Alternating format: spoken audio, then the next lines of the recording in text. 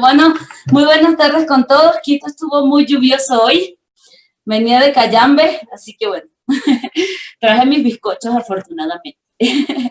Bueno, muchas gracias una vez más a Ilan por la oportunidad de abrirnos como siempre esta ventana, esta posibilidad de poder interactuar con todos y cada uno de ustedes, mis queridos participantes. Para mí, como siempre, es un verdadero honor, un verdadero placer poder estar acá con ustedes nuevamente.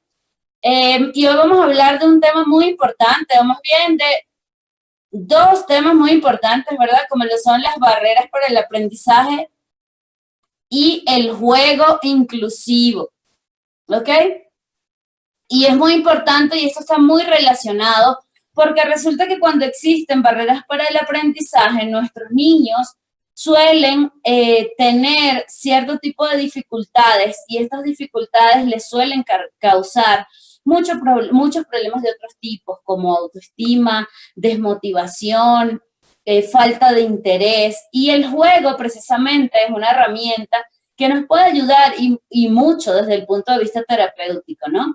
Y sobre todo hacerlo desde la parte inclusiva también nos favorece a que todo el grupo escolar pueda interactuar con nosotros de la misma manera, ¿ok? Entonces, es muy importante poder lograr estrategias siempre que incluyan a todos los niños y a todos los niños que tengamos en el grupo escolar, ¿ok? Pasamos a la próxima diapositiva, mi querida Patti, y vamos a hablar primero de lo que son las barreras y en este caso para el aprendizaje. En muchas charlas anteriores ya yo les he hablado un poco de lo que es las barreras y hoy vamos a hablar específicamente de qué son las barreras para el aprendizaje. Y las barreras para el aprendizaje precisamente son todos aquellos factores que aparecen a través de una interacción entre los estudiantes y precisamente el contexto, los cuales limitan, por supuesto, el pleno acceso a la educación y a las oportunidades del aprendizaje, ¿verdad?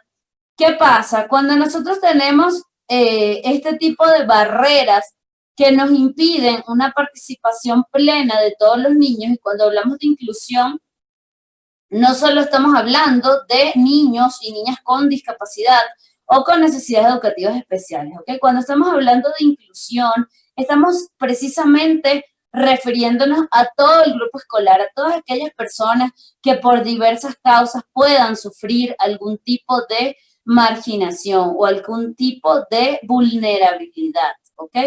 Entonces, por ejemplo, cuando nosotros tenemos niños que pueden tener problemas en sus hogares, de violencia, por decirles un ejemplo. O cuando estamos analizando el caso de nuestros afrodescendientes, o cuando vemos grupos excluidos dentro de lo que es, por ejemplo, la Amazonía, ¿verdad? Donde todavía existen muchas barreras para que pueda llegar la educación en igualdad de condiciones y oportunidades, pues vemos que evidentemente hay hitos que marcan una diferencia, ¿ok? Y es cuando ocurren las barreras. Imagínense que ustedes estén con su automóvil y estén transitando tranquilamente y de pronto se encuentren un atasco, un muro que no les deje avanzar más, ¿verdad? Se tienen que quedar estancados y sobre todo es importante hacer una reflexión porque ahorita con este tema del coronavirus, ciertamente han existido muchas barreras para el acceso a la educación de todas las personas con necesidades educativas especiales específicamente y también de otros tipos de exclusión. ¿Por qué? Por la falta de internet en muchos casos, por la falta de conocimientos tecnológicos en otros, por la falta de conocimiento de los mismos padres, que a veces pensamos que no colaboran y ciertamente muchas veces es así, pero en otras ocasiones es porque ni siquiera saben cómo hacerlo y tienen temor. Tienen quizás ese mismo temor que tuvieron ustedes como docentes cuando se enfrentaron a la discapacidad. Les tocó un chico y se quedaron así como que, wow, ¿qué hago, no?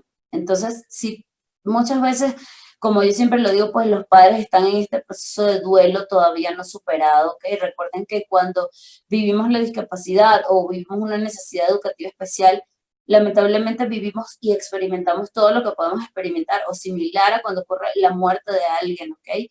Y entonces no necesariamente estas mismas 5 etapas del duelo comunes que conocemos se tienen que suscitar de la misma manera, pero de alguna manera sí ocurren, ¿ok? Hay gente que las vive de un modo, hay personas que las viven de otro, hay a quienes se les hace un poco más fácil asumirlo, entenderlo, hay quienes pasan los años y siguen el proceso de negación, por ejemplo, o siguen buscando alternativas porque piensan que en algún momento esto se puede curar y resulta que, bueno, nada, es algo con lo que hay que aprender a vivir, simplemente. Pero muchas veces no llega a ese proceso y cuando no llega a ese proceso es cuando ocurren este tipo de barreras intrínsecas de las que les voy a hablar más adelante. Pero como les decía ahorita es importante hacer este análisis de que lamentablemente por toda esta situación, muchos de estos chicos con vulnerabilidad, bien sea como les decía, el caso de las necesidades educativas especiales u otro tipo de casos, realmente están en algunos casos excluidos lamentablemente de los procesos educativos y en otros a medias, ¿ok? Entonces, si es un punto para reflexionar, yo creo que la educación de ahora en adelante cambiará, de hecho. Y creo que a nivel general en el mundo seremos sociedades más preparadas para otro tipo de escenario, ¿no? Porque definitivamente a todos nos tomó esto de sorpresa y bueno, es lógico que pueda pasar este tipo de cosas.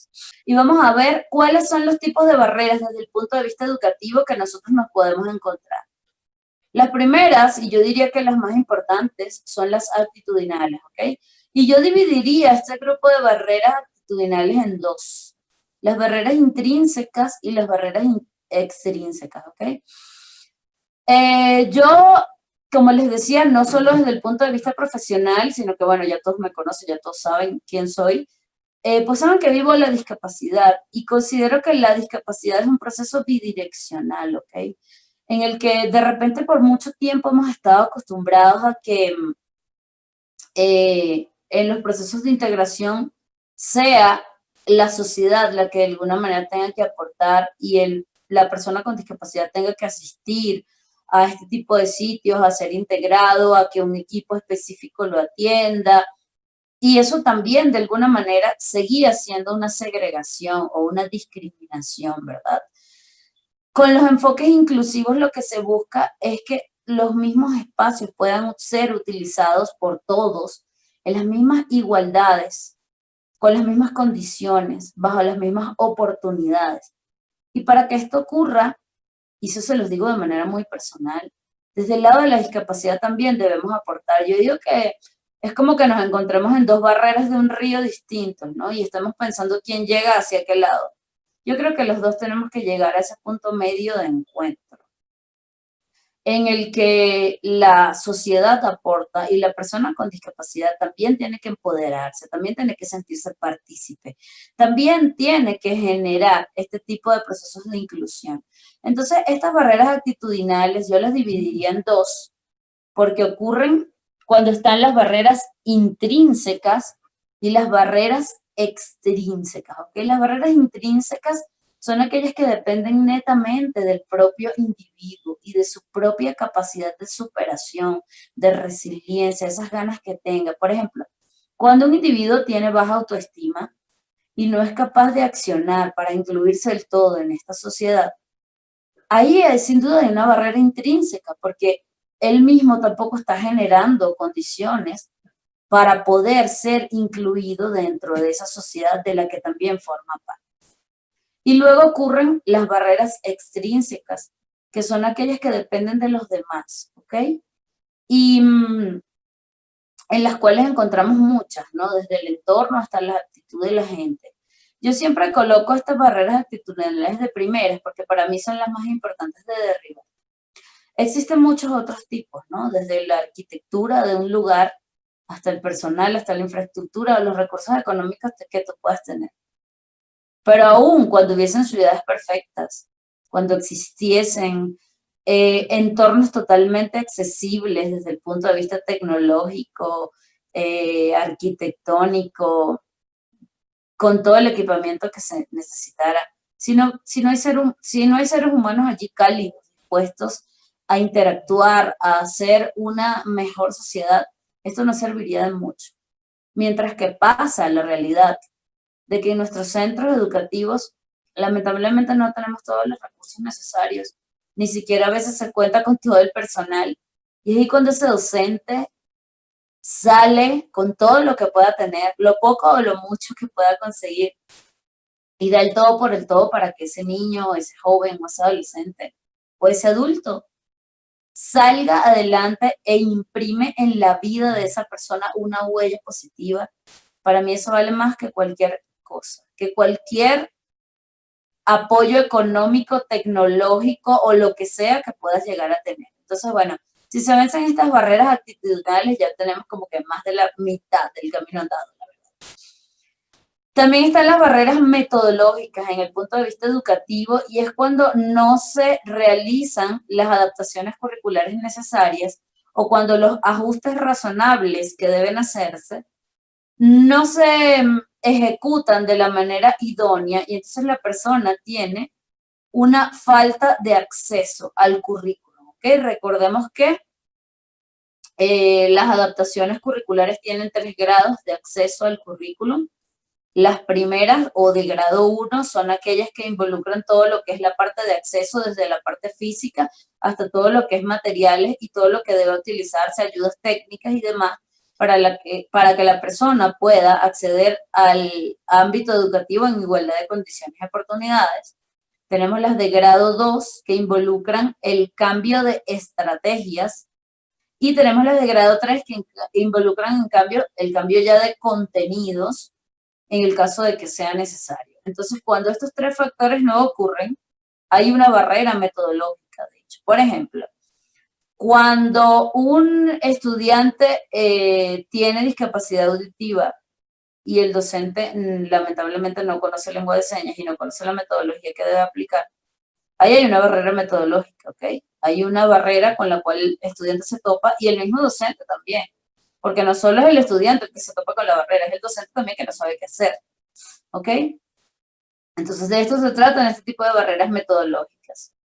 Luego tenemos las barreras organizativas, ¿ok? Y en esto es importante, yo siempre que doy talleres de inclusión en las instituciones educativas, me gusta que involucren a todo el mundo, desde el señor que está abriendo la puerta hasta, bueno, la persona que limpia el espacio y el director. O sea, para mí todos, específicamente todos, tienen y deben tener por lo menos conocimientos generales acerca de lo que es el trato y el abordaje a la persona con discapacidad. ¿Por qué? ¿Con quién se encuentra el niño cuando va al baño? Con la persona que limpia. ¿Con quién se encuentra el niño de primero cuando llega a la escuela? Con la persona que está en la guardianía, en, el, en la entrada, ¿ok? Entonces, a veces, por ejemplo, el director, que es la figura, digamos que de autoridad en la institución, es el que menos tiene contacto con el niño, ¿ok? Entonces, para mí, todos los entes, o sea, todas las personas que hacen vida en la institución, son sumamente importantes para vencer precisamente estas barreras. Y las barreras organizativas tienen que ver precisamente cuando la escuela o el centro educativo no funciona con ese engranaje necesario para que todas las partes se articulen en un todo en el cual el niño pueda sentirse evidentemente seguro, pero no nada más seguro, sino parte de un espacio como lo son todos los demás niños. ¿Okay? Y están también las barreras sociales, y aquí tenemos mucho que ver con otros aspectos como los aspectos de la comunidad donde viva, la familia, el entorno en sí, que también influye mucho, ¿okay? Mucho, porque a veces el docente hace un trabajo invaluable que lamentablemente no es retribuido en casa, o a lo mejor el papá es el que se esfuerza demasiado y no consigue una respuesta por parte del docente. Por otro lado, también están los compañeros de clase, para los que también es necesario hacer charlas de sensibilización para que entiendan la situación. Porque, bueno, los niños estos procesos se dan de manera muy natural, la verdad. Pero hay veces que quizá los niños no entiendan, por ejemplo, cuando hay que hacer una dosificación, bueno, todos manejan lo que es una dosificación, pero igual lo digo, o sea, una dosificación es aquella reducción que yo debo hacer en cierto contenido o cierta estrategia de evaluación para que el niño, por ejemplo, pueda llegar a alcanzar a cumplir con el objetivo. Les doy un ejemplo. Cuando hablamos de discapacidad visual y estamos trabajando el área de matemáticas, por ejemplo, es muy importante saber que aunque el niño tenga toda la competencia cognitiva para desarrollar todos los ejercicios, evidentemente ocupa más tiempo del necesario, del que cualquier otro niño pudiera ocupar. ¿Por qué? Porque tiene que usar un abaco, aparte del abaco tiene que usar una máquina de escribir, si no la tiene, tiene que usar una caja aritmética, que son elementos que evidentemente les quitan más tiempo. Entonces allí hay que hacer a veces dosificaciones en las cuales si tú le pones a un niño 20 ejercicios, quizás a este niño le pondrás 16 o le pondrás 12. Entonces, ese tipo de cosas hay que también hacérselas entender a los demás niños, ¿verdad? ¿Por qué? Porque a lo mejor para ellos es como que, bueno, ¿y por qué a él le ponen menos? Y no logran entenderlo. Pero si todos trabajamos en función de hacerles, por ejemplo, charlas de sensibilización, motivación, en los que ellos de repente se pongan un ratito en el zapato de los demás y también sepan que en algún momento también ellos pueden tener una situación difícil por la cual necesitan un apoyo, van a entenderlo de una mejor manera y entonces estas barreras sociales, perdón, van a poder disminuirse cada vez más, ¿ok? Ok, ahora vamos a pasar a la próxima y vamos a empezar a hablar de algo que es realmente muy importante y que es muy apropiado precisamente para vencer todo este tipo de barreras educativas. ¿Qué mejor que el juego? Y hoy les voy a hablar del juego, pero desde el punto de vista terapéutico. Quizá todos conocemos como docentes cómo utilizar el juego a nivel general desde nuestra didáctica, ¿ok? Hoy vamos a hablar de la función del juego desde el punto de vista terapéutico. Entonces vamos a ver qué es la ludoterapia o la terapia de juego, como también es conocida, ¿ok? La ludoterapia o terapia de juego es un tipo de terapia que ayuda a los niños a expresarse, explorar sus pensamientos y sentimientos y dar sentido a sus experiencias de vida, ¿ok? Y cuando nosotros queremos ser inclusivos como docentes, podemos utilizar el juego con un fin didáctico, pero también con un fin terapéutico, en el cual podamos utilizar estrategias para ayudar a este chico que tiene una necesidad educativa especial o requiere, por el contrario, otro tipo de atención, aunque no necesariamente sea una necesidad educativa especial asociada o no a la discapacidad, sino que de repente puede tener, por ejemplo, un problema en su conducta, ¿verdad? O algún trauma, algún trastorno, algo que de repente no sabemos qué es lo que pasa, porque ese niño actúa de tal o cual manera. Entonces nosotros podemos utilizar el juego como una herramienta realmente inclusiva y que nos pueda servir para poder interactuar tanto con ese niño que necesita una atención específica, vuelvo y lo repito, tenga que ver o no con la discapacidad, y también con el resto del grupo, para que precisamente el resto del grupo también lo pueda llegar a entender, ¿ok? Ahora vamos a avanzar a la próxima, perdón, y vamos a hablar de los beneficios que puede tener el juego como herramienta didáctica y terapéutica.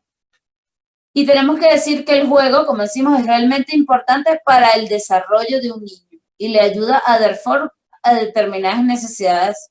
Y estas pueden ser sociales. ¿Por qué? Porque en el niño se involucra directamente con otros niños, ¿verdad? Nosotros tenemos chicos que han estado acostumbrados de repente solo al ámbito familiar y cuando llegan a la escuela deben y tienen que interactuar con otro tipo de personas, otro tipo de entorno que realmente no era al cual estaban acostumbrados. Entonces el juego es un primer elemento que nos puede servir como herramienta de socialización, ¿ok? También herramientas creativas, porque a través del juego los niños empiezan a realizar este proceso pensamiento creativo que los puede ayudar luego en su desarrollo cognitivo. También habilidades lingüísticas. ¿Por qué? Porque mediante juegos como los de expresión o con juegos como los de ronda en los que tenemos que ponernos a cantar, en los que tenemos que decir rimas, trabalenguas, pues también podemos ir trabajando el lenguaje, y no solo el lenguaje desde el punto de vista verbal, sino también desde el punto de vista expresivo, ¿verdad? De ese lenguaje no verbal, ese lenguaje corporal que es tan importante empezar a desarrollar desde niños para que puedan tener una comunicación realmente asertiva a lo largo de toda su vida. También desarrollamos con el juego competencias emocionales. ¿Por qué? Porque mediante el juego puedes trabajar múltiples emociones, afectos, aprender a reconocer sentimientos, emociones, en fin. Y también cognitivas, hay muchos tipos de juegos que nos pueden ayudar también al aprendizaje, y también físicas, ¿verdad? Cuando involucramos todo lo que son movimientos psicomotores. Entonces, como resultado, puede ayudar al niño en una variedad de formas dependiendo de la necesidad individual. Y es importante que cuando nosotros utilicemos el juego podamos ver un poquito más allá. Y no es que le vamos a dar un poco de legos o conectores para que simplemente se distraiga. Podemos empezar a utilizar esos legos, esos conectores, esas mismas figuras desde el punto de vista terapéutico y tener otro fin, ¿ok? O desde el punto de vista didáctico y tener un fin más allá del que es netamente el que tiene que ver con el hecho de jugar.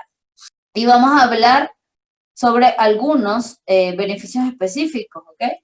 Y el primero es la reducción de la ansiedad sobre eventos traumáticos. A ver, cuando nosotros tenemos personas grandes, generalmente, o cuando somos adolescentes o mayores ya, bueno, es común que podamos ir a un terapeuta y nos haga otro tipo de tratamiento o abordaje en el cual nosotros, bueno, podamos pues decir lo que sentimos, expresarlo.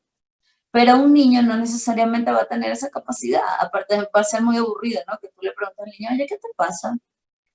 ¿Qué te ocurrió? ¿Hace cuánto tiempo te pasó tal o cual evento? Un niño no te va a responder a eso.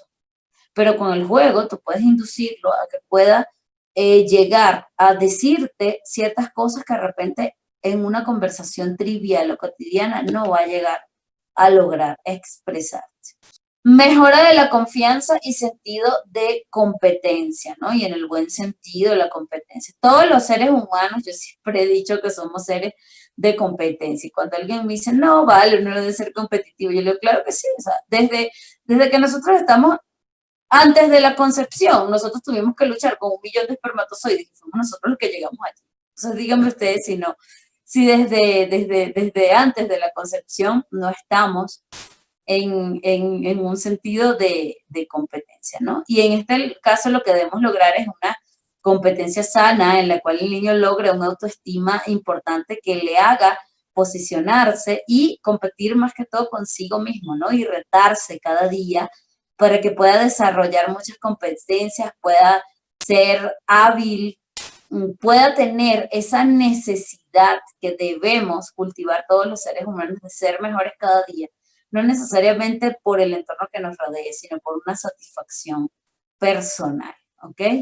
Entonces, esto les permite mejorar indudablemente también su confianza y ese sentido de empuje, de ganas de realizar las cosas, ¿no? También una mayor capacidad de formar enlaces saludables en las relaciones. ¿Por qué? Porque si el niño desde pequeño con el juego le involucramos socialmente con los demás, va a fortalecer mayores lazos de empatía, ¿ok? Siempre yo digo que debemos fortalecer la inteligencia emocional y la empatía en todos y cada uno de los niños, porque eso les va a permitir desarrollar habilidades y competencias que definitivamente les van a servir a lo largo de toda la vida. Los que hicieron el taller de inteligencia emocional conmigo, vieron que analizamos un montón este tipo de cosas y cómo pueden ser importantes para el desarrollo de uno como adulto. O sea, nosotros tenemos desde nuestra infancia ciertos elementos que han construido nuestra personalidad. Entonces, si de repente hay cosas que nosotros pues deberíamos procurarlas mejorar en los pequeños. Y el juego yo digo que es una herramienta muy poderosa y desde el punto de vista de la inclusión también ayuda mucho en ese proceso resiliente y de que ese niño entienda de manera natural lo que le pasa y aprenda a verlo como una diferencia más de la que puede llegar a tener con cualquier otro ser humano. También está la mayor capacidad de confiar en sí mismo o en los otros. ¿Por qué?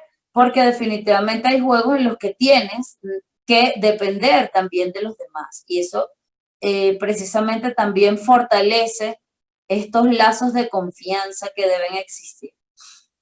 Y un mayor, por favor, por supuesto, nivel de creatividad. Fíjense que cuando estamos hablando de chicos con necesidades educativas especiales particularmente, fortalecer la creatividad a través del juego es un elemento muy importante porque fortalece el que ellos puedan sentirse capaces de realizar todas las actividades que puedan hacer.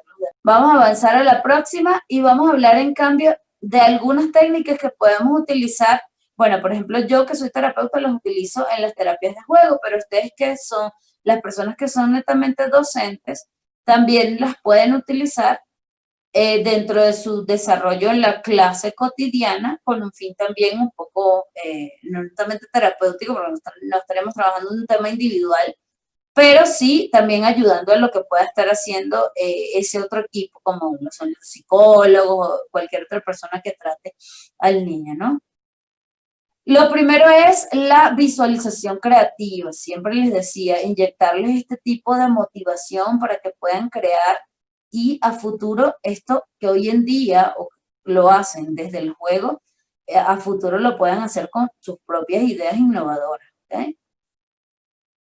La narrativa terapéutica era lo que les decía, cuando el niño tiene algún evento traumático, sobre todo lo podemos utilizar dentro de lo que es la terapia sistémica, utilizamos mucho esto de la terapia, de la narrativa terapéutica y lo hacemos para que el niño de repente lo podamos inducir a contarnos situaciones o a que nos exprese todo aquello que siente y no ha podido aflorar, ¿ok? Y recuerden que lo que no, yo siempre digo que lo que no explota, implota, ¿ok? Es decir, todo aquello que nosotros no podemos drenar se queda allí reprimido, ¿ok? Y muchas de las personas que llegan a tener traumas de adultos o ciertas secuelas o ciertos elementos en su personalidad es porque de repente de niños no pudieron tratar de expresar una situación que les preocupaba, que les perturbaba, que les hacía daño de algún modo. Entonces la narrativa terapéutica mediante el juego nos sirve para que los niños puedan precisamente drenar todo este tipo de situaciones o contar lo que definitivamente quizá no hacen en una conversación trivial y cotidiana. ¿Okay? También podemos utilizar el esculpido en lo que podemos utilizar desde todo, desde masas hasta muchas otras cosas, para que el niño a veces ni siquiera te va a hablar, ni siquiera alguna terapia en la que puedes aplicarle, o por más que juegues, por más que le hagas, no te va a hablar, pero a lo mejor utilizando el arte puede llegar a expresarte lo que siente. Entonces podemos utilizar cosas como el esculpido o, por ejemplo, el, el dibujo, ¿no? Aquí tenemos luego el juego de roles. El juego de roles nos sirve para muchas cosas, ¿no? Para que ellos hagan modelado y vayan aprendiendo conductas distintas. Fíjense que en el caso de los niños que tienen una discapacidad, es muy importante los juegos de roles porque con ellos nosotros podemos llevar a conducir el aprendizaje de otra manera. Les doy un ejemplo, por ejemplo, con la discapacidad visual en específico, ¿ok? Un niño que tiene su visión normal tiene la posibilidad de observar todos y cada uno de los objetos que los rodean, ¿ok? Pero un niño con discapacidad visual no tiene esta posibilidad. Entonces nosotros podemos jugar con él, por ejemplo, a que haga de objetos. Bueno, no sé, para ustedes puede ser muy cotidiano saber cómo funciona una licuadora, por ejemplo, ¿ok? Porque ustedes lo están viendo y ustedes están viendo cómo hace la vueltita, esto que tritura los alimentos, pero un niño no tiene esa posibilidad y usted no le va a poder hacer que meta la mano allí para que vea cómo se da vuelta, evidentemente que no. Pero de repente con juegos en los cuales él pueda hacer este mismo movimiento que hace una licuadora, por ejemplo, y este es un ejemplo de la licuadora, pero puede ser de cualquier otra cosa, ¿no? Y ustedes lo ponen a dar vueltas o los ponen entre varios a que formen la figura de un objeto específico, los pongan a que imiten animales, a que caminen cuatro patas como puede hacerlo un perro. Él va a poder entender de una mejor manera ese mundo que lo rodea, ¿ok? Entonces los juegos de roles nos pueden servir mucho para mejoramiento de conductas, ¿verdad? Cómo imitar a alguien, hasta para todos los procesos cognitivos. También podemos utilizar la danza y el movimiento y en discapacidades, por ejemplo, como la auditiva, esto es muy importante, ¿verdad? Nosotros todos tenemos un ritmo natural, ¿ok? Todos tenemos un ritmo interno, pero ese ritmo interno en la persona sorda, por ejemplo, hay que desarrollar. Y también la expresión. Para ellos es muy importante la expresión facial. Pero esto no es que se da de manera natural, esto también hay que inducirlo, ¿ok? Entonces, por ejemplo, con la danza y el movimiento, nosotros podemos trabajar este tipo de cosas. Y aunque ellos no puedan escuchar la música, por ejemplo, pueden sentir la vibración y con esto podemos lograr que ellos sean más expresivos, igual que en el caso de una persona con discapacidad visual. Por ejemplo, a mí hay muchas personas que me dicen, oye, si yo no supiera que tienes una discapacidad visual y solo te veo así, no pareciera. Yo suelo ser bastante expresiva, quizá tal vez porque, bueno, no sé, tal vez porque vi en algún momento y porque generalmente fui expresiva desde siempre, pero cuando tenemos un chico con discapacidad visual, este tipo de cosas hay que educarlo. ¿Por qué? Porque nosotros podemos tener, por ejemplo, chicos con discapacidad visual que siempre estén así, con la cabeza abajo y con las manos cruzadas. Y cuando una persona está con la cabeza abajo y con las manos así cruzadas, ustedes la ven, ¿qué les da a entender? A ver quién quiere intervenir y me dice, cuando alguien está como que así, ¿qué le da a entender a usted? Que se siente como, a ver, no sé si alguien quiere intervenir. ¿Me están oyendo, Pati? Sí, mi querida Me Luzmi. asusté, dije, wow, ¿cuánto tiempo tengo hablando? No, todo muy Ok, bien. ok. ¿Alguien quiere intervenir para levantar la mano o en el chat también nos pueden escribir la respuesta? Ajá. A ver, cuando vemos una persona cabizbaja, ¿cómo pensamos que está nosotros? ¿Seguro de sí mismo o inseguro de sí mismo? ¿Triste o alegre? Están inscribiendo inseguros de sí mismo, una persona Exacto, introvertida. exacto. Y muchas personas, por ejemplo, con una discapacidad visual, no son nada inseguros de sí mismos. Por el contrario, hablan muchísimo. Pero, y pueden tener una seguridad full bien, pero es necesario educarlos en este tipo de expresiones corporales y a través de la danza y el movimiento también los podemos desarrollar. Aparte de que podemos también hacer ejercicios para, con el baile, con las canciones, con el ritmo, para que ejecuten movimientos motores gruesos que por lo menos los puedan inducir luego a tener una mayor seguridad al caminar, ¿verdad? Si han visto personas con discapacidad visual, particularmente en la calle, verán que algunos caminan erguidos y otros pues tienen un poquito más de inseguridad al caminar. Algunos tienen movimientos estereotipados como balanceos, otros, por ejemplo, tienen movimientos muy coordinados. Entonces, todas estas cosas se pueden educar y lograr a través del juego. Cuando tenemos niños hipotónicos, por ejemplo, que son aquellos que tienen un tono muscular más débil de lo normal, o sea, son este tipo de niños que se cansan rápidamente, que no mueven bien sus articulaciones, que tienen movimientos lentos. Ellos también a través del juego, con masas, con conectores, les podemos hacer que puedan ir desarrollando un poco ese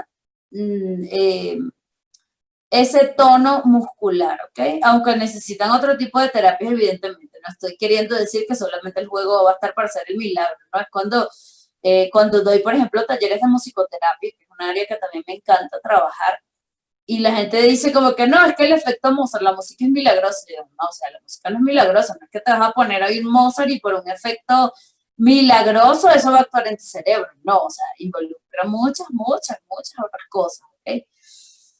Ok, y también, como les decía, ya el dibujo se los nombré. El dibujo es una herramienta de expresión también muy importante.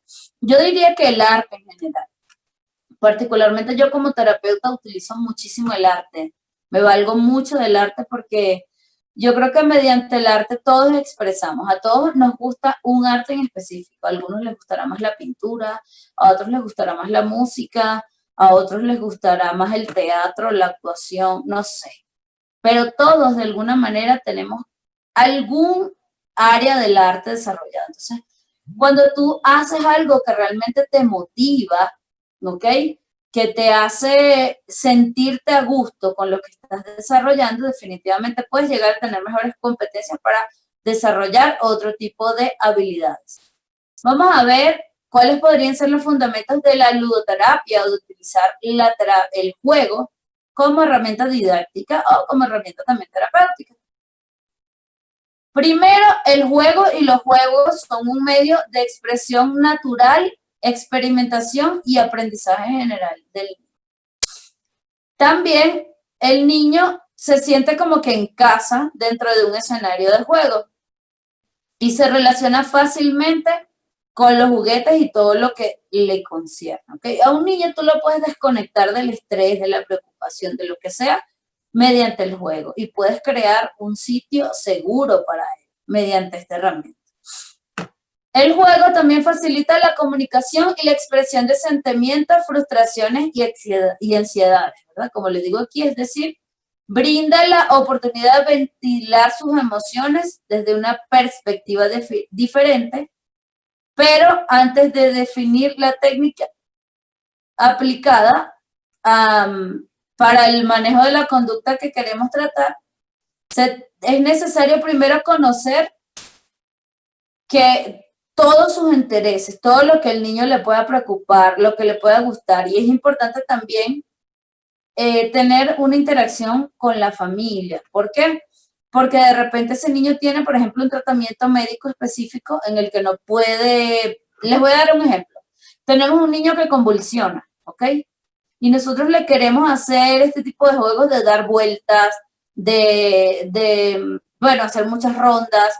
Este tipo de juegos, por ejemplo, no es apropiado para que lo hagamos con un niño que convulsione, porque tenemos más probabilidades de que vaya a sufrir mareos o con un niño que tenga trastornos en la integración sensorial, ¿verdad? Y esté comprometido su sistema vestibular. Son niños a los que no los vamos a poner o no vamos a poderlos poner a balancearse, por ejemplo, a dar vueltas, a hacer volteretas, ese tipo de cosas no lo vamos a poder hacer. Entonces es necesario conocer el niño, su diagnóstico, qué cosas le motivan, qué cosas le gustan antes de aplicar cualquier juego desde el punto de vista didáctico o terapéutico, ¿ok? Las terapias de los juegos son renovadoras, saludables, constructivas, permiten fácilmente pasar de una emoción a otra, ¿verdad? Y eso lo vemos con los niños.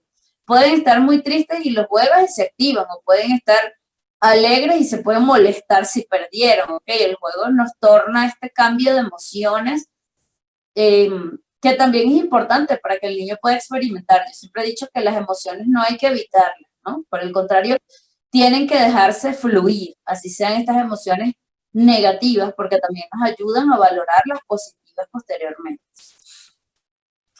El terapeuta o la persona que está aplicando el juego puede comprender más completa y naturalmente el mundo de los niños observándolos en su juego, siendo en un alto número la buena observancia del juego una ayuda para el diagnóstico, ¿ok? Cuando tú quieres conocer la situación de un niño, no hay nada mejor que ponerlo en el terreno en el que él se sienta más cómodo. ¿Y qué mejor que jugando? O sea, de repente si tú le vas a hacer un test al niño, lo que le digas, mira, levanta la mano, y el niño de repente te hace caso, levantar la mano izquierda, ¿cuál es tu derecha?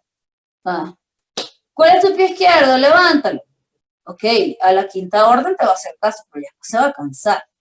En cambio, si tú le cantas una canción y le dices, no sé, tengo dos manitos muy bien lavaditas, la derecha es esta y la izquierda es, y le preguntas y el niño te va a seguir la canción, por ejemplo, ¿no? Entonces, estás evaluando el mismo aspecto, pero desde un punto de vista más agradable para el niño y en el que te va evidentemente a responder mucho mejor, ¿ok? De repente quieres evaluar sus movimientos motores gruesos, por ejemplo. Entonces, imagínense lo aburrido que le digas, párate, ponte erguido, siéntate, cruza las piernas. No, más bien ponlo a saltar, ponlo a vencer obstáculos, ponlo a que camine sobre líneas y tenga que líneas de colores, por ejemplo, a que salte de un cuadrado al otro y vas a evaluar el mismo aspecto, pero de una manera en el que el niño te va a responder de una mejor manera, ¿ok? Avanzamos a la próxima y vamos a ver cómo potenciar psicoterapia infantil en el juego, ¿ok? Didáctica también podemos potenciar con estas mismas técnicas. Primero, conocer en lo posible el temperamento del niño es fundamental, ¿ok? Y como les decía, retroalimentarnos en un diálogo con la familia porque corremos el riesgo de que algo no sea del agrado del niño o algo lo irrite demasiado y entonces vayamos a más bien que no haya un apego entre el docente, el niño, quien lo esté tratando, ¿ok?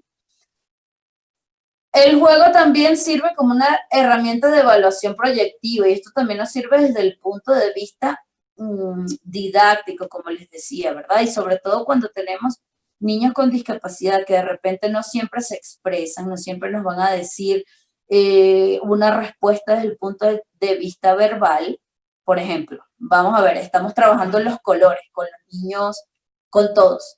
Y de repente tú le preguntas, Carlitos, ¿qué colores? No sé, este audífono y Carlitos te va a decir, pero a lo mejor ese niño no tiene la capacidad de decirte el color, entonces, bueno, nada, le puedes poner, por ejemplo, tarjetas con muchos dibujos, o le puedes poner escondidas muchas pistas y le dices, tienes que encontrar la tarjeta de que está color rojo, tienes que buscarla, búscala dentro de todos los escondites que puedan haber. Y el niño, si te da la tarjeta roja, evidentemente tú, aunque no te lo haya dicho verbalmente, vas a saber que evidentemente conoce el rojo, ¿ok? Por ejemplo. Entonces sirve definitivamente como una herramienta de evaluación proyectiva, ¿ok? La utilización del juego puede provocar una situación en la que la ansiedad pueda confrontarse y comprenderse, ¿ok? Podemos utilizar muchos juegos en los cuales ellos trenen. Muchas veces los niños tienen niveles de hiperactividad o pueden tener inatención, llegar a tener una atención muy dispersa o ansiedad porque no han drenado toda esa energía. Entonces, el juego también nos puede servir como herramienta de precisamente eso, drenar, relajar, hacer que el niño bote toda esa energía extra que tiene en el cuerpo, ¿ok? El juego también ofrece al niño la oportunidad de respetar las reglas, ¿no? Y esto lo podemos utilizar como una analogía entre la vida, ¿ok? Si empezamos a tratarle las normas, podemos empezar inclusive a trabajar conductas desde el punto de vista del juego y él lo va a entender de una manera más agradable y por ende va a tener un mayor respeto con los demás. A ver, el juego también puede ayudar a que surjan fantasías y sin importar la edad, como le decimos aquí, y en el proceso se puede liderar este potencial creativo que debemos tener para la vida y ayudar a encontrar la solución de problemas. Y la utilización de los juegos también tiende a crear un clima seguro y permisivo en el que pueden experimentarse conductas nuevas.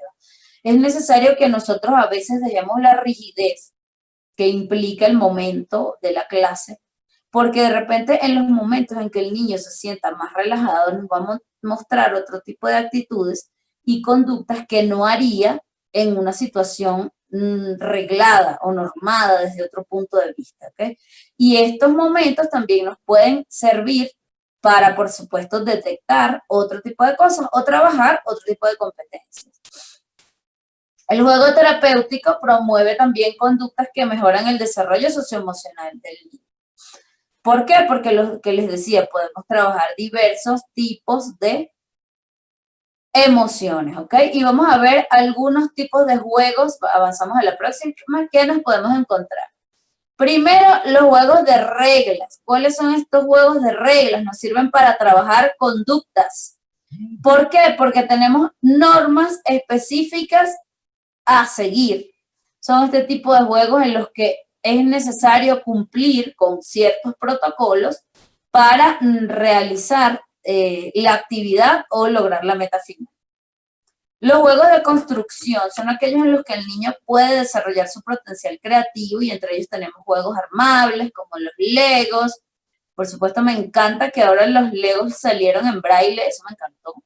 No he tocado ninguno todavía porque creo que todavía aquí en Ecuador no hay, pero ya salieron los juegos en braille, así que fabuloso.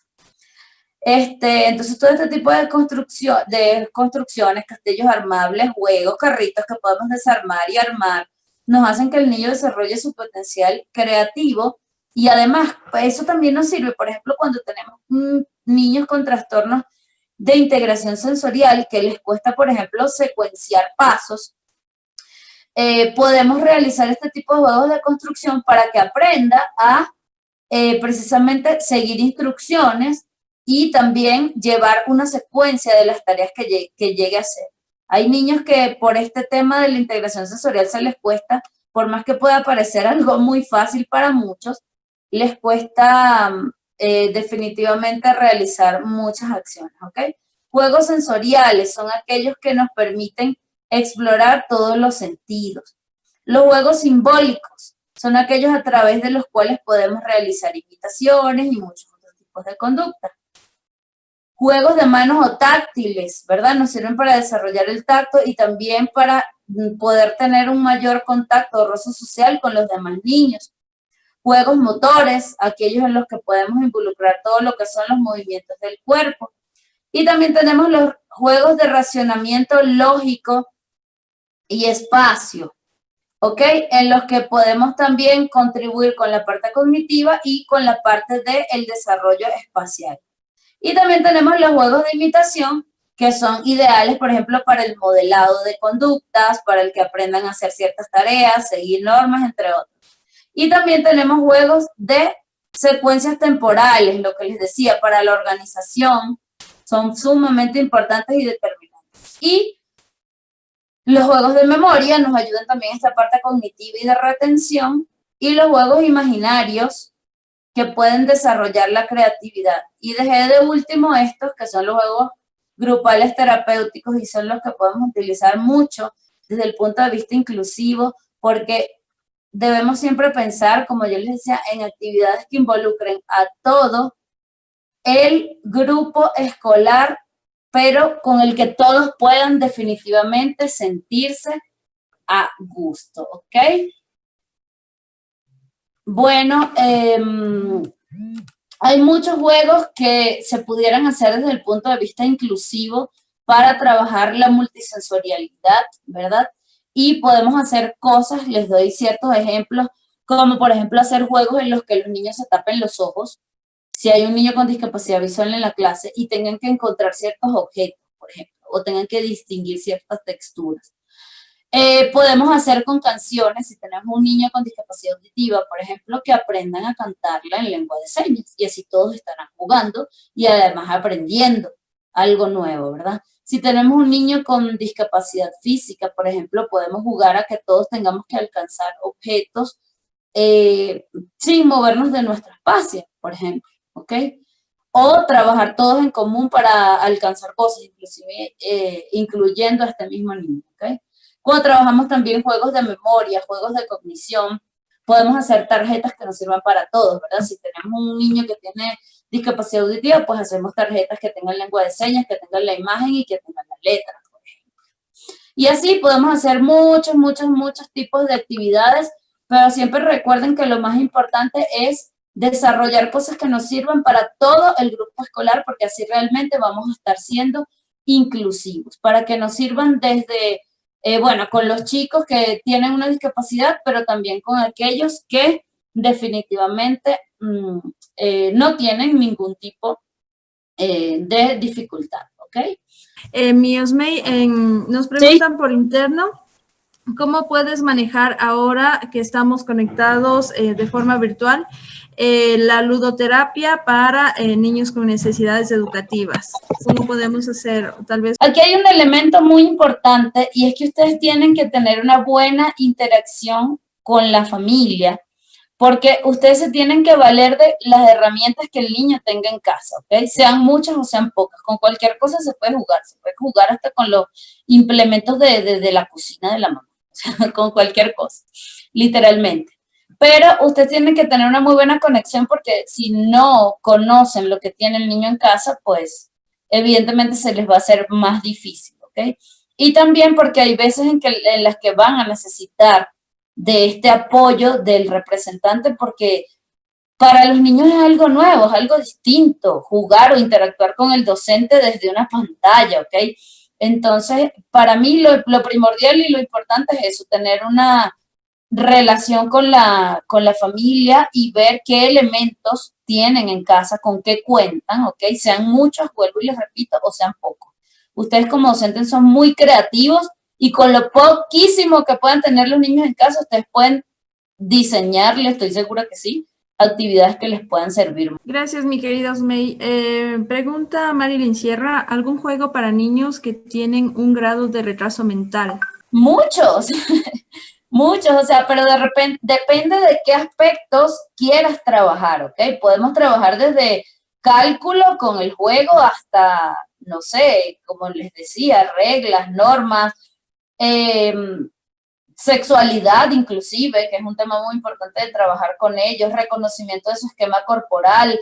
Entonces podemos utilizar desde las rondas hasta canciones, hasta juegos de imitación. O sea, con niños con retardo mental podemos utilizar muchos, pero depende de lo que les digo, o sea, depende de la competencia que ustedes quieran desarrollar. Yo siempre digo que no hay que jugar por jugar, ¿ok? No hay que poner a los niños a jugar por jugar, hay que ponerlos a jugar siempre con una intención, sea terapéutica o sea didáctica, ¿ok? Pero los juegos deberían perseguir en la mayoría de las ocasiones un fin didáctico. Entonces, depende de la competencia que tú quieres desarrollar, puedes hacer mucho. De hecho, para en ellos desarrollar, por ejemplo, la lectoescritura, que es un aspecto un poquito difícil de desarrollar en estos casos, puedes empezar a utilizar tarjetas, puedes empezar a utilizar sopas de letras, por supuesto, en un nivel muy básico, puedes empezar a utilizar rompecabezas, pero obviamente, por ejemplo, para el manejo del esquema corporal, puedes empezar a utilizar rompecabezas, pero que primero solo los dividas en dos partes, luego en tres, hasta que les vayas metiendo un poquito más de complejidad. Y bueno, todo lo que es el movimiento motor, por supuesto, lo podemos desarrollar a través de juegos de coordinación, de juegos en los que tienen que correr, que saltar, que vencer obstáculos, que caminar de un cuadro a otro. Múltiples juegos podemos utilizar, depende de la competencia que queramos desarrollar. Gracias, mi querida Osmey. Pregunta también, bueno, Cintia dice, por favor, si nos pueden ayudar, ¿cómo ayudaríamos a los niños con hipoacusia a desarrollar la música? En eso eres súper buena, querida Osmey. Les cuento que es un área que me encanta, ¿por qué? Porque bueno, primero que me gustaba la música desde niña, y segundo, tuve la oportunidad de trabajar en un programa de inclusión de niños con discapacidad, un sistema de orquesta, y fíjense que los niños con hipoacusia se les puede desarrollar la música iniciando por el ritmo, ¿ok? Y bueno, sí es importante en este caso tener un poquito de conocimiento musical, desde el punto de vista académico, porque con ellos sí es importante la dirección musical. Esto que ustedes ven que hace el director, pa, pa, pa, pa, pu, pu. Eso para ellos es determinante, porque cada movimiento de esto, por más que ustedes vean que el director está ahí vuelto loco con una varita, eso tiene un fin, y es que lleven el ritmo, ¿ok? Entonces, con ellos podemos trabajar que empiecen a desarrollar el ritmo, primero a través de indicaciones manuales. Luego podemos utilizar que inclusive toquen, sientan las vibraciones o de instrumentos o de inclusive, si ustedes tocan un parlante, el parlante ejerce. El sonido de hecho se da por vibraciones, ¿ok? Y podemos empezar a trabajar con ellos el ritmo de esa manera. De hecho, cuando nosotros les enseñamos a niños sordos a bailar, lo primero que hacíamos era que lo hicieran descalzos y que primero sintieran este vibrar en el suelo. Hay una violinista, ay, en ese momento no recuerdo cómo se llama, pero ella es sorda y ella toca descalza y toca espectacular, la verdad. Entonces, luego de que ellos desarrollan el ritmo, pueden llegar a desarrollar competencias musicales y pueden llegar a tocar algunos instrumentos, pero con ayuda de la lectura musical. O sea, tienen que leer la partitura. ¿Por qué? Porque ellos con la partitura lo que van a hacer es ir contando. Cuando uno lee una partitura, lo que hace es hacer el do redonda, mide 4 tiempos. Usted marca el do y cuenta 1, 2, 3, 4. Pasamos a mi. Es una blanca con puntillo, vale 3 tiempos. 1, 2, 3. Entonces sí se tiene que tener como que, si le quieres enseñar desde el punto de vista académico, sí hay que tener un poquito de conocimiento del lenguaje musical, pero si, por ejemplo, quieres desarrollar actividades como danza, como movimiento, como expresión, y no quieres que de repente, bueno, no sé, ejecute un instrumento como tal, pues puedes llegar a hacerlo con los conocimientos que tengas y simplemente desarrollando ese ritmo interno. Muchas gracias. Igual una pregunta muy parecida. ¿Cómo podemos ejecutar la danza con niños con discapacidad visual? Nos pregunta Lupe Cheres. Con niños con discapacidad visual, lo primero que tienes que hacer es enseñarle el movimiento, ¿ok? Tú tienes que servir de figura y decirle, mira, vas a levantar la mano. Hay algunos que te lo van a entender, ¿ok? Levanta la mano, mueve el pie, por ejemplo. Y generalmente se utiliza mucho el conteo. Bueno, en la danza en general, a nivel profesional, las personas que hacen coreografías por lo general cuentan internamente, ¿ok? Entonces es un método que nos puede servir con personas con discapacidad visual, ¿ok? Contar los pasos, así como cuando estamos en una academia de baile y contamos 1, 2, un paso adelante, 2 atrás, 1 a la derecha, igual, 1, 2, 1, 2, 3, igual. Ese tipo de cosas nos sirven y tenemos que explicarles primero el movimiento. Tienen que tener un sentido de la orientación y pueden hacer perfectamente coreografías, pero tienen que tener una dimensión del espacio que van a trabajar. Si es posible, podemos ponerle señales podotáctiles en el suelo. Las señales podotáctiles son aquellas que podemos sentir nosotros con el pie, así como las que están en el trole, que ustedes sienten con el zapato, bueno, algo así. Podemos hacerlo de manera fácil simplemente con una cuerda y masking de este gruesote que es de embalar. Bueno, podemos hacer ese tipo de señalizaciones en el suelo para que ellos sepan más o menos, bueno, cuando llegues a la línea ya no puedes pasar más de ahí, por ejemplo. Y puedes desarrollar, si ellos se conocen en el espacio, bueno, y armas la coreografía, bueno, ok, ahora vas a dar en esta parte de la canción 2 pasos hacia adelante, luego 3 hacia atrás, luego te mueves hacia la izquierda, luego te mueves hacia la derecha, etcétera. Que recordemos que con las personas con discapacidad visual hay que ser muy, muy, muy claros en el lenguaje, delante, detrás, derecha, izquierda, arriba, abajo, ¿ok? Por ejemplo, las nociones temporespaciales ahí son muy importantes de tener muy claras. Muchas gracias, mi querido May. Bueno, nos pregunta Mateo Guerrero, con una niña de parálisis cerebral, ¿cómo le hago jugar para que aprenda matemáticas y lenguaje? ¿Cómo podemos potenciar? No sé qué tanto puede mover su cuerpo o no para poder indicar de una mejor manera, pero en líneas generales puedes utilizar mucho fíjense que la tecnología nos sirve mucho. Yo ayer les recomendé un sitio y hoy les vuelvo a decir, si no estuvieron, hay un sitio que se llama WIC Inclusión, que es de la Cátedra UNESCO y es un proyecto donde hay, por ejemplo, herramientas digitales para el desarrollo de todas las competencias que se te puedan ocurrir, desde la parte corporal hasta la parte matemática, hasta la parte del lenguaje, en fin, tiene muchas herramientas.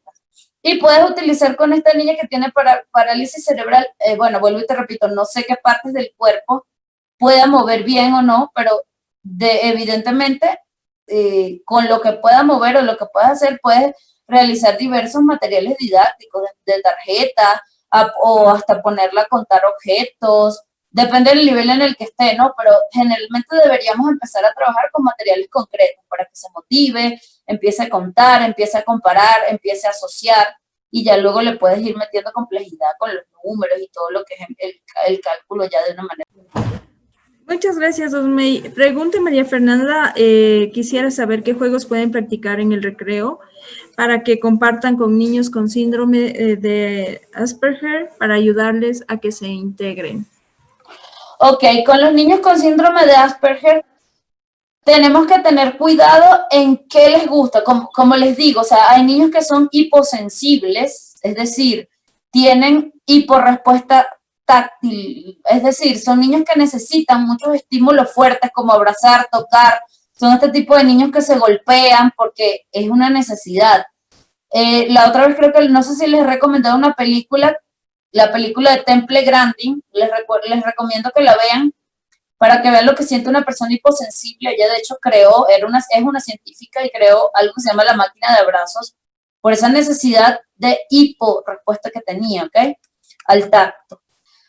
Y hay niños que en cambio son hipersensibles, son los que más bien evitan los estímulos táctiles. Hay niños que les molesta el ruido, hay otros que no.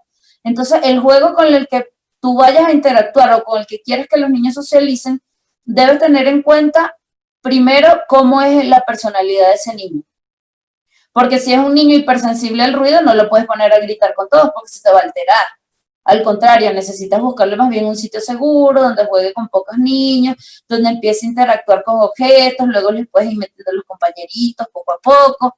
Pero si es un niño, por el contrario, que tiene Asperger, pero bueno, si tiene tolerancia a muchas cosas, bueno, los niños con Asperger generalmente sí tienen un mayor sentido de la socialización y con ellos no hay tanto problema, pero en cambio pueden tener problemas en la integración sensorial, por ejemplo, y tener movimientos descoordinados o tener problemas en el sistema vestibular y por el contrario no ejercer no tener esta capacidad de saber ordenar los movimientos del cuerpo, lo que es el planeamiento motor, realizar movimientos armónicos, coordinados. Entonces, hay que tener en cuenta muchos elementos para saber qué juego utilizar, ¿ok? Pero es importante siempre fortalecer la socialización, así lo tengas que empezar a hacer poco a poco y de manera progresiva. Muchas gracias, Osmey. Bueno, nos comentan que qué tipo de juego se puede utilizar para un niño que se aísla socialmente. O sea, ¿cómo podemos motivar a estos niños, ¿no? Que tienden a aislarse del grupo? Fíjense que el juego es una estrategia muy chévere para que ellos puedan empezar su proceso de socialización. No lo hagan de una sola, porque no les va a ocurrir que respondan, ¿ok? Así como que, bueno, de una lo pongo en la ronda con todos los niños, porque no, o sea, no les va a pasar, no va. Si ustedes hacen digamos que una reacción de este tipo en la que el niño tenga que ejecutar una acción de manera rápida, pueden más bien hacer una sobrecarga de estimulación que evite que el niño en otra ocasión quiera realizar la actividad. Entonces lo que tienen que hacer es de manera progresiva, primero buscarles un sitio seguro, ¿verdad? En el que ellos se sientan a gusto, si es posible experimenten con ustedes, o ellos solitos o con ustedes en segundo lugar, y luego puedas ir involucrando otros compañeros, otros elementos que pueda conversar, que pueda socializar con un niño primero, luego con dos, hasta que pueda irlo haciendo con el resto del grupo escolar. Siempre hay alguno con el que el niño pueda tener un poquito más de empatía. Usted tiene que apropiarse de eso y bueno, y también, bueno, usted está como docentes, pues saben que el niño tiene como que más paciencia, más tolerancia. Entonces, con esos niños, con ese tipo de niños hay niños que desde el principio son así full inclusivos y son como que full preocupados por su compañerito. Este tipo de niños son los que tenemos que utilizar para empezar estas primeras interacciones, ¿ok? Y luego ir haciéndolo de manera progresiva. Buenas tardes, Magíster, qué gusto, qué lindo, qué maravilla, excelente, me gustó su capacitación, me encanta, la de ayer me encantó, me fascinó, muchísimas gracias y que sigan adelante, yo les agradezco mucho porque estoy aprendiendo muchísimo.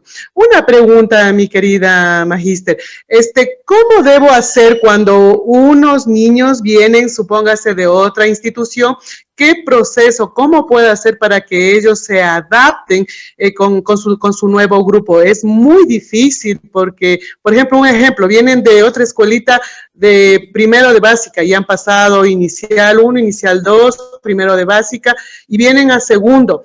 ¿Cómo debo hacer para que ellos no sufran mucho al adaptarse a su nuevo grupo? ¿Qué haría? No sé cómo haría, porque realmente sí me ha tocado muchas veces luchar con esa pequeña problema, ¿no? Entonces, no sé si usted, Magíster, me puede dar unos tips por ahí para yo poder A ver, trabajar con él. en los niños Gracias. es importantísimo que manejemos las emociones y que también manejemos la empatía. Y este tipo de conflictos de falta de adaptación, en principio se dan por una falta de empatía entre todos. Entonces debemos procurar realizar actividades grupales de integración en los que ellos primero se vayan conociendo, en los que cada uno puedan empezar a descubrir las fortalezas de los demás y en los que, bueno, luego este proceso de socialización se pueda ir empezando a dar de manera natural. Pero lo primero es preparar a ese grupo que ya estaba, porque generalmente es el grupo que estaba el que se cierra al nuevo compañerito. Y el nuevo compañerito, por consiguiente, le cuesta adaptarse y le cuesta encajar. Entonces, allí hay que trabajar mucho las emociones de todos, hay que realizar dinámicas grupales en las que, bueno, trabajemos, como les decía, todas estas estrategias de grupo que les puedan ayudar a ver la importancia que tienen todos dentro del, precisamente dentro del equipo que forman como grupo, ¿no? Siempre, como les decía, ser docentes muy motivadores, pero que nunca dejen las emociones a un lado, porque trabajar esta parte de la comunicación asertiva es definitivamente sumamente importante y determinante. Y en estos casos lo que hay que hacer es generar entre ellos empatía. ¿Ok? Y eso lo pueden hacer, bueno, con dinámicas grupales, manejando emociones, que cada uno pueda dar a conocer sus fortalezas. Entonces, bueno, ahí de repente unos van teniendo más empatía con otros, pero le gusta esto, que ellos mismos vayan descubriendo los intereses que pueden tener en común. Eso básicamente puedo recomendar como algo rápido. Gracias, mi querido May. Bueno, Grace pregunta cómo se podría enseñar trigonometría en un proceso normal de clase en el que se requiere incluir a un niño con necesidades educativas grado 3. Trigonometría, a ver, pero es que primero hay que saber si el niño está preparado para recibir trigonometría.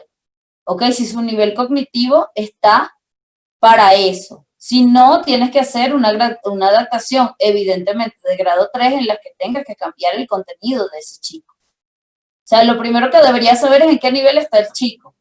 Porque si te ahorita así como que, bueno, nada, tú puedes hacer esto, lo otro, no sé, porque el nivel de... Nosotros siempre tenemos que, a mí, por ejemplo, me gusta ser muy responsable cuando respondo algo y no te podría, si el niño no está en el nivel de recibir ese mismo contenido que los demás, lo que tienes que hacer, evidentemente, es, tú lo has dicho, si es una adaptación de grado 3, entonces cambiar definitivamente el contenido, ponerle a un nivel un poco inferior para que se vaya nivelando. Pero de repente, para ser inclusivos, en otro momento de la clase, en el que tengas un poquito de tiempo, yo sé que es difícil lo del tiempo con los docentes, pero bueno, cuando se pueda, a realizar unas actividades con un nivel un poco más bajo en el que puede estar ese chico, que las puedes hacer desde el punto de vista lúdico y en el que participe tanto el chico como los demás. Entonces él se va a sentir que, bueno, aunque en ciertos momentos tiene que hacer un contenido distinto, hay otros en los que puede hacer un contenido con los demás. Y si fuera el caso de que pudieras equiparar un poco el nivel, los trabajos grupales, el aprendizaje cooperativo, pues también funcionan mucho en este caso.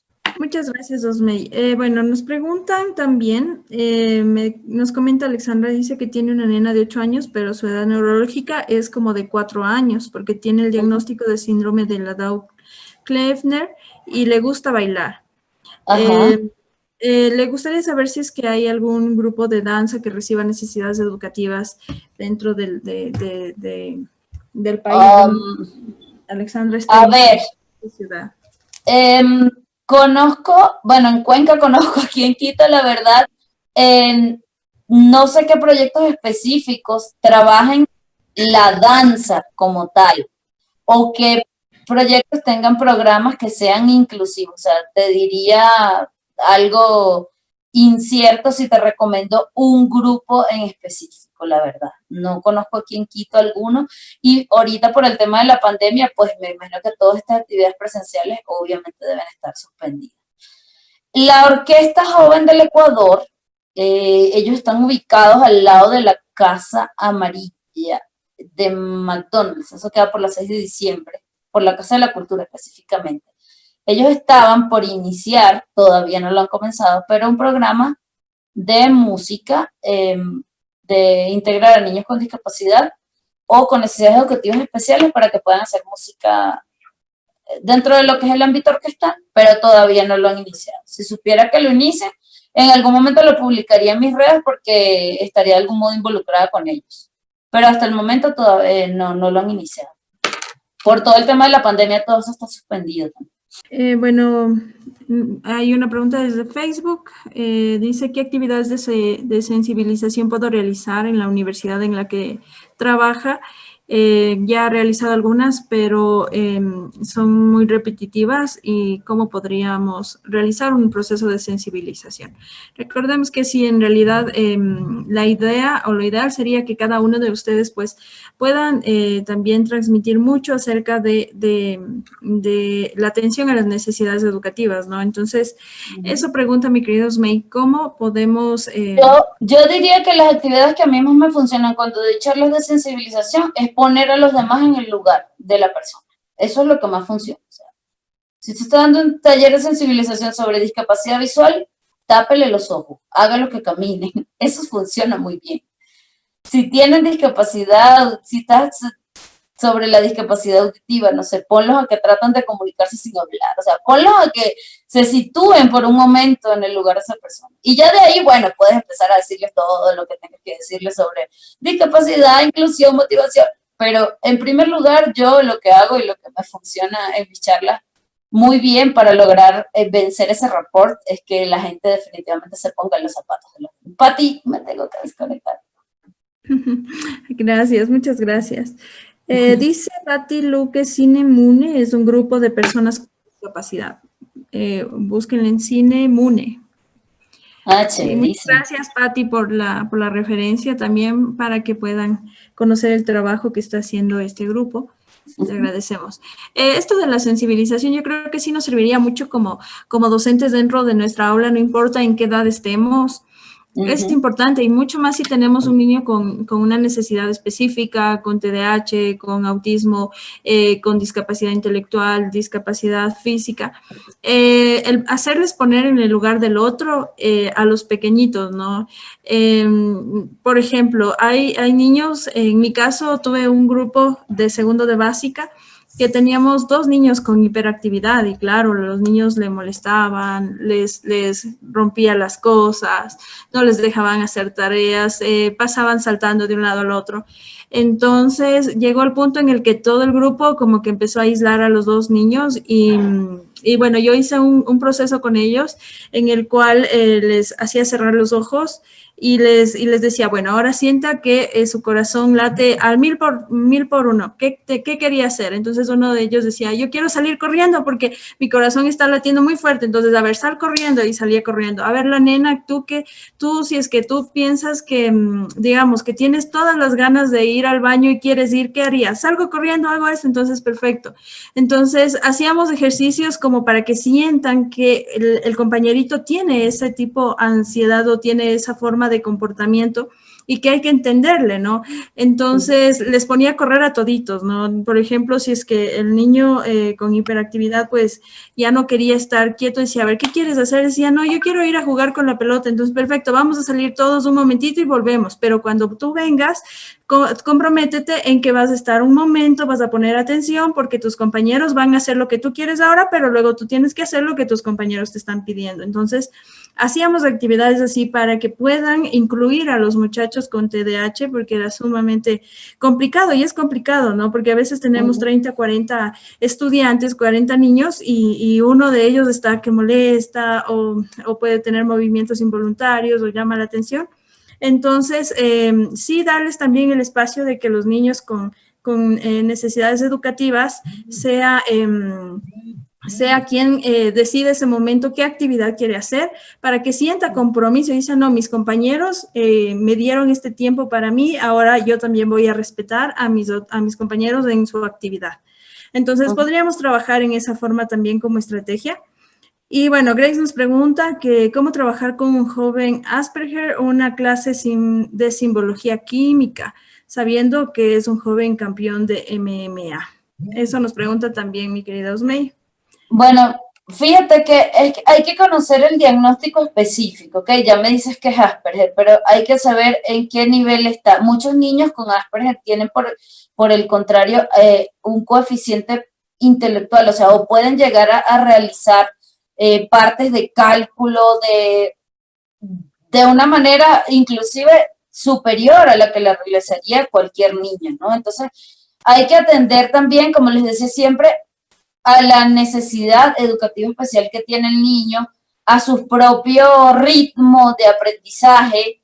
Y bueno, o sea, decirte alguna estrategia específica tendría que conocer muchos más datos específicos del caso, pero sobre todo situarte en el nivel en el que él esté y responder a eso. Yeah, muchísimas gracias. Y bueno, nos preguntan como último, ¿qué tipo de libros podrías recomendar para trabajar el juego o ludoterapia con necesidades educativas? Hay un libro que les puedo recomendar que es excelente. De hecho, lo hace, bueno, doy clases a veces para una fundación en Guayaquil y la presidenta de esa fundación es la autora del libro. Y me parece un material muy interesante. Lo pueden buscar en internet como Ludiprac, se llama la fundación de ellos. Y ellos tienen un libro que se llama Juegos Terapéuticos, ¿okay? Y este libro de Juegos Terapéuticos te da una base de conocimiento muy importante sobre cómo podrías utilizar el juego con niños con discapacidad y también tiene sugerencias de juegos para cada necesidad educativa especial, en específico. Se llama Ludiprac, es como lúdico y práctico, Ludiprac, y les recomiendo ese material en particular. Bueno, quisiera poderme quedar mucho más tiempo, pero tengo que despedirme en este momento. Les envío a todos un gran abrazo, les doy gracias nuevamente a Ilan, a Pati, a todo su equipo, por permitirnos esta oportunidad siempre. A todos gracias por estar allí siempre y bueno, saber que igual me pueden contactar en mis redes sociales, entonces estoy como Osmey Carralo para cualquier duda puntual que puedan tener, ¿ok?